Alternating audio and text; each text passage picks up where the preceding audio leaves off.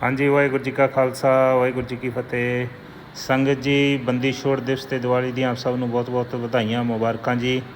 ਆਓ ਬੰਦੀ ਛੋੜ ਦਿਵਸ ਦਾ ਆਪਾਂ ਇਤਿਹਾਸ ਭਾਈ ਸੰਤ ਸਿੰਘ ਜੀ ਮਸਕੀਨ ਪਾਸੋਂ ਸਰਵਣ ਕਰੀਏ ਜੀ। ਵਾਹਿਗੁਰੂ ਜੀ ਕਾ ਖਾਲਸਾ ਵਾਹਿਗੁਰੂ ਜੀ ਕੀ ਫਤਿਹ। ਧੰਨ ਗੁਰੂ ਹਰਗੋਬਿੰਦ ਸਾਹਿਬ ਜੀ ਮਹਾਰਾਜ ਨੇ ਰਾਜਨੀਤੀ ਦੀ ਨਵੀਂ ਬੁਨਿਆਦ ਰੱਖੀ। ਮਿਲਣਸਾਰੀ ਦਾ ਜਜ਼ਬਾ, ਭਾਈਚਾਰਾ, ਇਨਸਾਫ, ਬਰਾਬਰੀ, ਪਿਆਰ, ਇਹ ਆਪ ਦੇ ਬਖਸ਼ੇ ਹੋਏ ਬੜੇ ਮਹਾਨ ਸਿਧਾਂਤਕ ਨੁਕਤੇ ਜੋ ਬੜੇ ਕਾਰਾਮਦ ਨੇ ਔਰ ਸਿੱਖ ਜਗਤ ਨੂੰ ਬਹੁਤ ਤਾਮੀਰੀ ਰੁਚੀਆਂ ਦਿੰਦੇ ਰਹੇ। ਆਪ ਦਾ ਸ਼ਸਤਰਧਾਰੀ ਹੋਣਾ ਔਰ ਨਾਲ ਘੋੜਾ ਸਵਾਰਾਂ ਦਾ ਰੱਖਣਾ, ਸੈਨਾ ਦਾ ਰੱਖਣਾ ਵਕਤ ਦੀ ਹਕੂਮਤ ਨੂੰ ਚੰਗਾ ਨਹੀਂ ਲੱਗਿਆ।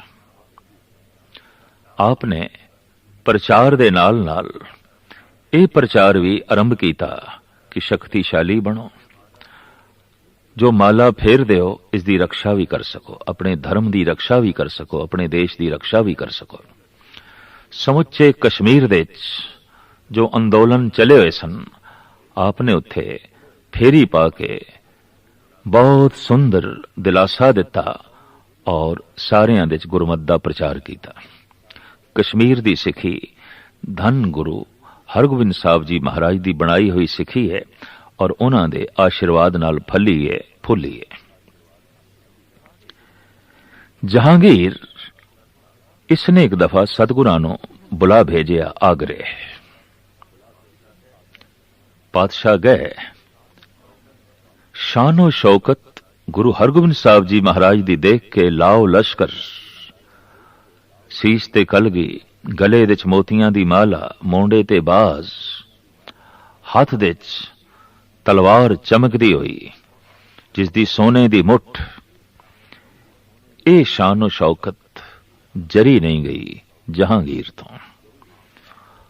ਔਰ ਆਮ ਕਹਾਵਤ ਹੈ, ਇੱਕ ਬਾਦਸ਼ਾਹ ਆਪਣੇ ਸਾਹਮਣੇ ਕਿਸੇ ਫਕੀਰ ਨੂੰ ਤੇ ਬਰਦਾਸ਼ਤ ਕਰ ਸਕਦਾ ਹੈ, ਮੰਗਤੇ ਨੂੰ ਤੇ ਬਰਦਾਸ਼ਤ ਕਰ ਸਕਦਾ ਹੈ, ਬਾਦਸ਼ਾਹ ਆਪਣੀ ਬਰਾਬਰੀ ਦਾ ਕਿਸੇ ਬਾਦਸ਼ਾਹ ਨੂੰ ਬਰਦਾਸ਼ਤ ਨਹੀਂ ਕਰ ਸਕਦਾ, ਈਰਖਾ ਨਾਲ ਭਰ ਜਾਂਦਾ ਹੈ।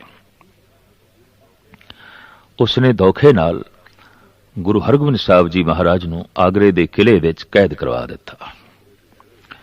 ਸਿੱਖ ਜਗਤ ਵਿੱਚ ਬੜਾ ਰੋਸ ਫੈਲਿਆ। ਗੁਰੂ ਅਰਜਨ ਦੇਵ ਜੀ ਮਹਾਰਾਜ ਦੀ ਸ਼ਹਾਦਤ ਤੋਂ ਬਾਅਦ ਜੋ ਰੋਸ ਸੀ, ਗੁਰੂ ਹਰਗੋਬਿੰਦ ਸਾਹਿਬ ਜੀ ਮਹਾਰਾਜ ਦੇ ਕੈਦ ਹੋ ਜਾਣ ਨਾਲ ਉਸ ਰੋਸ ਦੀ ਅੱਗ ਦੇ ਵਿੱਚ ਤੇਲ ਹੀ ਪਿਆ। ਜਿਸ ਗਵਾਲੀਅਰ ਦੇ ਕਿਲੇ ਵਿੱਚ ਆਪ ਨੂੰ ਕੈਦ ਰੱਖਿਆ ਗਿਆ, ਉੱਥੇ ਪਹਿਲੇ ਦੇ ਹੀ 52 ਰਾਜੇ ਕੈਦ ਸਨ।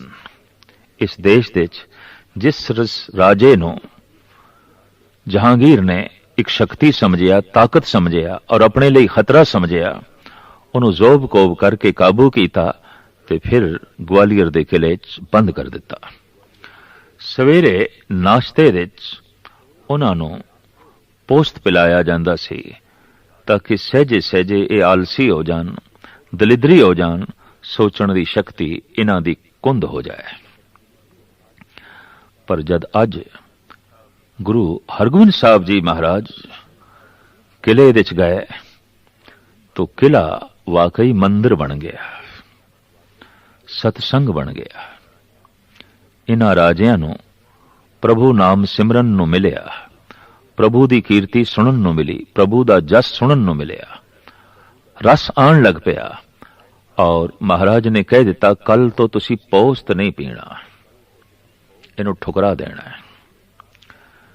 ਇੰਜ ਰੱਬੀ ਨਾਮ ਦਾ ਅਮਲ ਦੇ ਕੇ ਪੋਸਤ ਦਾ ਅਮਲ ਛੁਡਵਾ ਦਿੱਤਾ।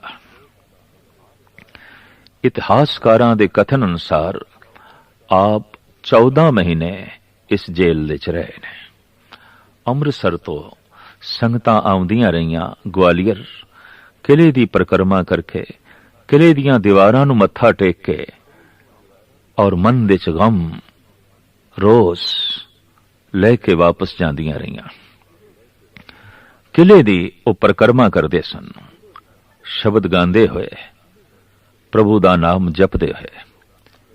ਇਹ ਚੌਕੀ ਉਦੋਂ ਤੋਂ ਹੀ ਇੱਕ ਪਰੰਪਰਾ ਦਾ ਰੂਪ ਬਣ ਗਈ। ਅੱਜ ਵੀ ਬੇਸ਼ਤਰ ਗੁਰਦੁਆਰਿਆਂ ਦੇ ਤੇ ਖਾਸ ਕਰਕੇ ਦਰਬਾਰ ਸਾਹਿਬ ਦੇ जो चौकी प्रकरमा दे बकायदा चलदी है, ये उसे यादगारी चिन्ह दा एक हिस्सा है। ये पहले किले दी परिक्रमा हुंदी सी, शब्द गांदे होया, प्रभु दा जाप करदे होया, साईं मियां मीर दी मुदाखलत, सिखां दा रोस और आम जनता दा रोस वेख के जहांगीर नूं घबराहट होई कि हुण ज्यादा देर तक गुरु हरगोबिंद साहब जी महाराज नूं कैद रखना औखी गल है। आपने रिहाई दा हुक्मनामा भेजिया और धन गुरु हरगोबिंद साहब जी महाराज ने रिहा होने तो इनकार कर दिता। क्यों? वो 52 राजे रोण लग पे, आखण लगे पातशाह आप चले हो, तुसी साडा सहारा सी, थोड़े आसरे ते दिन बड़े सोहणे लंघ रहे सन, प्रभु चिंतन साड़ी खुराक बन गई सी, प्रभु सिमरन साड़ी दौलत बन गई सी, ये आनंद हुण किवें मिलेगा? आप जा रहे हो। सतगुरु ने धीरज दिती, कहने लगे नहीं, थानू छोड़ के नहीं जावांगे, जावांगे तां तुसी भी साडे नाल चलोगे, नहीं ते असी भी नहीं जावांगे। सतगुरां ने जवाब दिता, जिन्ने चिर तक ये राजे नहीं छोड़े जांदे असी जेल तो बाहर नहीं आवांगे, किले तो बाहर नहीं आवांगे। तां जहांगीर ने दूसरा हुक्म भेजिया, जितने राजे गुरु हरगोबिंद साहब जी महाराज दा दामन पकड़ लैन वो बाहर आ सकते ने। गुरु हरगोबिंद साहब जी महाराज अक्सर 50 कलियां वाला चोला पहनते सन, बड़ा वड्डा, उंज भी आप दा शरीर भी बड़ा भारी भरकम सी। शायद इसे वास्ते ही कवि संतोख सिंह जी ने और भाई गुरदास जी ने लिखा, दल भंजन गुरु सूरमा वड योधा बहु पर उपकारी। आपने तमाम राजियां नूं कह दिता, एक एक कली पकड़ लो मेरी, तो 50 ने ते पकड़ ली। राजे 52 सन, दोहां दियां बावां सतगुर ने पकड़ लियां। इस तरह 52 राजे बाहर आए, दर्दी दाते दा नाम पै गया बंदी छोड़ धन गुरु हरगोबिंद साहब जी महाराज। बंधना नूं तोड़न वाले जो उम्र कैद भोग रहे सन, उन्हां दी बंद खलासी की थी। उत्थों आप वापस आए ने आगरा। आगरे दे जमुना दे कंडे ते जहांगीर दा तंबू लगया, आप दा भी तंबू लगया। जहांगीर ने स्वागत जरूर कीता और स्वागत दे राजनीति सी। महलां दे बुलाण लई आख्या, सतगुरु ने इनकार कीता, आख्या नहीं, तेरे महलां साडे सिख नहीं आ सकणगे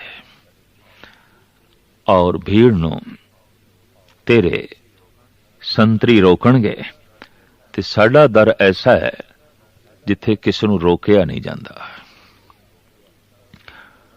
तो गुरु हरगोबिंद साहब जी महाराज दे खैमे दे नाल जद जहांगीर ने भी अपना खैमा लगवाना चाहया, तो उस वक्त गुरु हरगोबिंद साहब जी महाराज ने आख्या, इत्थे फिर पैरा होवेगा, फिर सिखां नूं रोक लगेगी। तो जहांगीर ने कहा, नहीं, जितने दिन आप इत्थे हो पैरा नहीं रहेगा। एक घाइया सिंह घा दी पंड वेच के एकदम आया है। पहला तंबू शहनशाह दा सी, सीधा दाखिल हो गया। मुगल शहनशाह भी सिर ते दस्तार रखते सन, दाड़ा हुंदा सी। जहांगीर ने भी गल विच मोतियां दी माला पहनी हुई सी, कोल बाज बैठा सी। गुरु हरगोबिंद साहब जी महाराज बारे जो कुछ सुन रखिया सी, वो इस तरह दी शानो शौकत जहांगीर दी वेख के 2 टके जो घास वेच के उसनूं प्राप्त होए सन, जहांगीर दे कदमां दे च रख के हथ जोड़ के कहंदा है, सचे पातशाह मेरा लोक परलोक सुहेला करो, मेरी झोली दे च भगती दी दात पाओ। तां जहांगीर एकदम ਉੱਠ ਕੇ ਕਹਿਣ ਲੱਗੇ, ਤੂੰ ਗਲਤ ਥਾਂ ਤੇ ਆ ਗਿਆ। ਜੋ ਲੋਕ ਪਰਲੋਕ ਸੁਹੇਲਾ ਕਰਦਾ ਹੈ, ਜੋ ਭਗਤੀ ਦੀ ਦਾਤ ਦਿੰਦਾ ਹੈ, ਉਸ ਦਾ ਤੰਬੂ ਅੱਗੇ ਹੈ। ਸਿੱਖ ਨੇ ਇੱਕਦਮ ਟਕਾ ਚੁੱਕ ਲਿਆ ਤੇ ਜਹਾਂਗੀਰ ਕਹਿਣ ਲਗਾ, ਸਾਡੀ ਔਕਾਤ ਇੱਕ ਟਕੇ ਜੈਸੀ ਵੀ ਨਹੀਂ, ਤੂੰ ਸਾਡੇ ਕਦਮਾਂ ਵਿੱਚ ਇੱਕ ਟਕਾ ਵੀ ਨਹੀਂ ਰੱਖ ਸਕਦਾ। ਤਾਂ ਉਸ ਵਕਤ ਸਿੱਖ ਨੇ ਆਖਿਆ, ਇਹ ਟਕਾ ਨਹੀਂ, ਇਸ ਵਿੱਚ ਮੇਰੀ ਸ਼ਰਧਾ ਹੈ, ਮੇਰੀ ਭਾਵਨਾ ਹੈ, ਮੇਰੀ ਮਿਹਨਤ ਹੈ। ਤਾਂ ਜਹਾਂਗੀਰ ਨੇ ਮੋਹਰਾਂ ਦੀ ਥੈਲੀ ਦਿੱਤੀ, ਕਹਿਣ ਲੱਗਾ, ਇਹ ਲੈ, ਟਕਾ ਨਾ ਚੁੱਕ, ਮੇਰੀ ਤੋਹੀਨ ਹੈ। ਔਰ ਇਹ ਮੋਹਰਾਂ ਦੀ ਥੈਲੀ ਗੁਰੂ ਦੇ ਕਦਮਾਂ 'ਚ ਰੱਖੀ। ਧਨ ਉਹ ਸਿੱਖ ਕਹਿਣ ਲਗਾ, ਇਹ ਮੋਹਰਾਂ ਦੀ ਥੈਲੀ ਮੇਰੀ ਮਿਹਨਤ ਨਾਲ ਨਹੀਂ ਆਈ, ਔਰ ਜੋ ਮਿਹਨਤ ਨਾਲ ਮੈਂ ਕਮਾਇਆ ਧਨ ਨਹੀਂ, ਉਹਦੇ 'ਚ ਮੇਰੀ ਸ਼ਰਧਾ ਭਾਵਨਾ ਨਹੀਂ ਹੋਵੇਗੀ। ਔਰ ਜੇ ਸ਼ਰਧਾ ਭਾਵਨਾ ਨਹੀਂ ਤਾਂ ਗੁਰੂ ਦੀ ਪ੍ਰਸੰਨਤਾ ਦਾ ਮੈਂ ਪਾਤਰ ਵੀ ਨਹੀਂ ਬਣ ਸਕਾਂਗਾ। ਉਹਨੇ ਆਪਣਾ ਟਕਾ ਚੁੱਕ ਕੇ ਜੈਸੇ ਤੰਬੂ ਤੋਂ ਨਿਕਲਿਆ ਬਾਹਰ, ਆਪਣੇ ਤੰਬੂ ਤੋਂ ਗੁਰੂ ਹਰਗੋਬਿੰਦ ਸਾਹਿਬ ਜੀ ਮਹਾਰਾਜ ਨਿਕਲੇ ਔਰ ਭੱਜ ਕੇ ਰਸਤੇ ਦੇ 'ਚ ਹੀ ਅਜੇ ਸਿੱਖ ਹੈ, ਤੰਬੂ ਤੱਕ ਪਹੁੰਚਿਆ ਹੀ ਨਹੀਂ, ਗਲਵਕੜੀ 'ਚ ਲੈ ਲਿਆ। ਆਖਿਆ, ਧਨ ਐ ਗੁਰਸਿੱਖ, ਤੂੰ ਧਨ, ਤੂੰ ਧਨ, ਧਨ ਹੈ ਤੇਰੀ ਸ਼ਰਧਾ। ਇਸ ਤਰੀਕੇ ਨਾਲ ਸਾਹਿਬ ਫਿਰ ਸਹਿਜੇ ਸਹਿਜੇ ਪਹੁੰਚੇ ਅੰਮ੍ਰਿਤਸਰ। ਆਪ ਦੀ ਆਮਦ ਦੇ 'ਚ ਦੀਪਮਾਲਾ ਕੀਤੀ ਗਈ। ਦੀਵਾਲੀ ਦਾ ਤਿਉਹਾਰ ਉਸ ਸਮੇਂ ਤੋਂ ਹੀ ਦਰਬਾਰ ਸਾਹਿਬ ਵਿੱਚ ਬੜੇ ਸ਼ਾਨੋ ਸ਼ੌਕਤ ਦੇ ਨਾਲ ਮਨਾਇਆ ਜਾਂਦਾ ਹੈ। ਤਰ੍ਹਾਂ ਤਰ੍ਹਾਂ ਦੇ ਗੁਰੂ ਉਪਦੇਸ਼ ਦਿੰਦੇ, ਭਗਤੀ ਭਾਵਨਾ ਦਿਲਾਉਂਦੇ। ਆਪਣੇ ਬੜੇ ਸੁੰਦਰ ਅਸਥਾਨ ਵਿਵੇਕਸਰ ਦੇ 'ਚ ਕਥਾ ਪਰੰਪਰਾ ਵੀ ਤੋਰੀ, ਲੋਕਾਂ ਨੂੰ ਗਿਆਨ ਧਿਆਨ ਦੀ ਸਿੱਖਿਆ ਦਿੱਤੀ।